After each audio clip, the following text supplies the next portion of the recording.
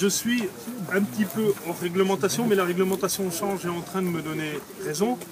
J'ai toujours milité pour l'épandage des effluents d'élevage un maximum à l'automne sur des couverts installés. C'est-à-dire en ce moment ou dans 15 jours. Parce qu'en général, on commence là, vous voyez le matin, ça sent l'automne. Les brouillards qui arrivent, la volatilisation mise à part en plein après-midi là, elle est beaucoup plus faible. On circule sur des sols secs, qui ne sont pas compactables. Et même si on compacte un petit peu, il y a des racines, il y a des vers de terre, ils ont le temps de réparer.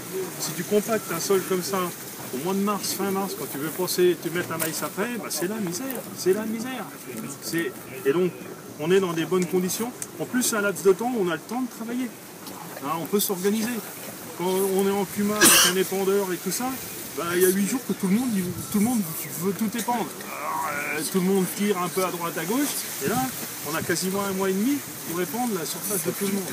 Et en plus, ça va nourrir ton activité biologique. Hein, et ça va commencer à faire une continuité et ça va évoluer, tu en auras beaucoup plus de valorisable que si tu le mets dans ton temps et que tu le sors au mois de mars. Parce qu'au mois de mars, ça va être valorisé en partie comme une année un peu sèche en automne, trop l'eau. Et donc, il faut bien considérer, regarde un champ comme celui-ci. Imagine qu'on n'était pas sur prairie, tu te mets activité biologique. C'est les itinéraires les plus catastrophiques en matière d'activité biologique. Maïs blé en silé. Je le fauche. Je fais rien. Je mets un blé. Si tu veux, quand tu as fauché, il n'y a plus de matière organique sur le sol, ni dans le sol. Zéro apport au sol. Après, je mets un blé. Tant que le blé pousse, tu n'as rien d'apport de matière organique. Bon. Après, admettons qu'on met un couvert. Le couvert, il pousse. Bon, si tu as ramassé la paille, tu n'as pas encore grand-chose à bouffer au niveau du sol. C'est que quand ton couvert va retourner, alors d'un seul coup, on arrive au 15-20 février, on fout le couvert en l'air, on fout du fumier là-dessus, 40 tonnes, on a tout à bouffer d'un seul coup.